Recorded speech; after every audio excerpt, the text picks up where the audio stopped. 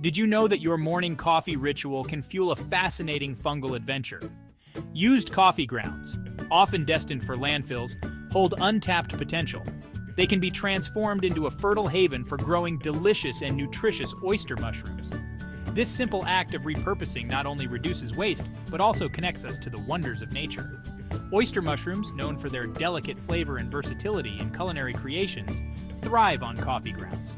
These grounds provide a rich source of nitrogen, a crucial nutrient for mushroom growth.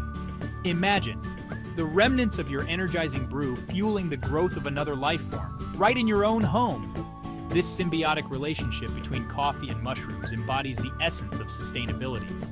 By embracing this practice, we participate in a circular economy, minimizing waste and maximizing resources.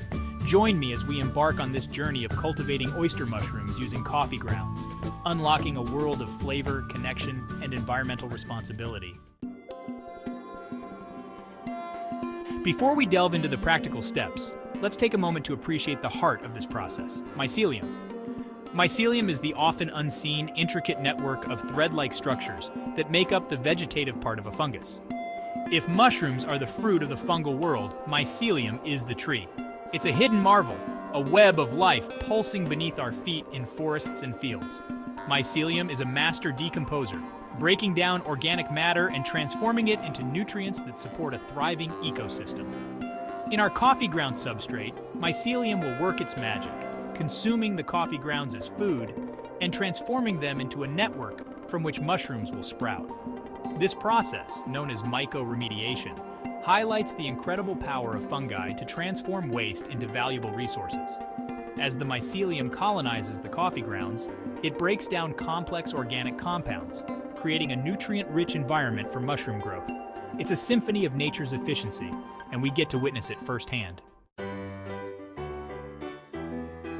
The beauty of growing oyster mushrooms with coffee grounds lies in its simplicity. You don't need a sprawling garden or sophisticated equipment. Your kitchen counter can transform into a miniature mushroom farm, a testament to the wonders of nature unfolding within the confines of your home. Imagine the satisfaction of harvesting your own fresh oyster mushrooms, their delicate caps unfurling before your eyes. It's a rewarding experience that connects you to the food you eat and deepens your appreciation for the interconnectedness of all living things. Growing mushrooms at home is not just about the final product. It's about embracing the process. It's about nurturing life, observing the subtle changes in the substrate as the mycelium spreads, and witnessing the emergence of the first tiny mushroom pins. It's a journey of discovery that awakens our senses and fosters a deeper connection with the natural world. Ready to embark on this fungal adventure? Let's gather our materials. First, you'll need oyster mushroom spawn, which is essentially sawdust fully colonized by mushroom mycelium. Think of it as the seeds for your mushroom garden. You can find oyster mushroom spawn online or purchase the spawn by including a link in the video description. Next, collect those precious used coffee grounds. Ask your local coffee shop if they can set some aside for you. Their discarded coffee grounds can be transformed into fungal gold in your hands. You'll want to use coffee grounds that are relatively fresh, ideally used within the past day or two. Ensure your hands and workspace are clean to prevent contamination. Mushrooms, like all living things, are susceptible to unwanted guests in the form of mold or bacteria. Sterilization is key, so consider using rubbing alcohol to sanitize your work surface and tools. Now, let's create the perfect environment for your oyster mushrooms to thrive. This mixture of coffee grounds and other ingredients is called a substrate. In a large bowl, combine your collected coffee grounds with a supplemental material like hardwood sawdust or straw pellets. These materials provide additional nutrients and structure for the mycelium to colonize. The ideal ratio is about 2 parts coffee grounds to 1 part supplemental material. Add water gradually to the mixture, mixing thoroughly until you achieve a consistency resembling a damp sponge. You want it moist, but not soaking wet. This balance is crucial for healthy mycelium growth. Once your substrate is mixed, it's time to pasteurize it. This process eliminates any competing organisms that might hinder mushroom growth. You can do this by placing the substrate in a heat-safe bag and submerging it in hot water for about an hour. Allow the substrate to cool completely before moving on to the next step. With your substrate prepared, it's time to introduce the oyster mushroom spawn. Find a clean container, preferably one with some ventilation holes. Add a layer of your cooled, pasteurized substrate, then sprinkle a layer of mushroom spawn on top. Repeat these layers until the container is almost full. Now seal the container and place it in a warm, dark environment. Think of this as the mycelium's cozy incubation chamber. A temperature of around 70 to 75 degrees Fahrenheit, 21 to 24 degrees Celsius, is ideal. Avoid direct sunlight as this can inhibit mycelium growth.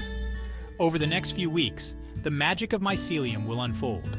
You'll observe the substrate gradually turning white as the mycelium colonizes it, consuming the coffee grounds and transforming the mixture into a network of life. This process usually takes about 2 to 4 weeks, depending on the conditions. Once your substrate is fully colonized and appears as a solid white block, it's time to transition your container to fruiting conditions. Fruiting is the stage where those delightful oyster mushrooms will emerge. Remove the lid of your container and mist the surface of the colonized substrate with water a few times a day. Oyster mushrooms thrive in a humid environment, so maintaining moisture is key. You can also create a humidity tent by placing a clear plastic bag over the container, ensuring some air circulation. Light is another important factor for fruiting.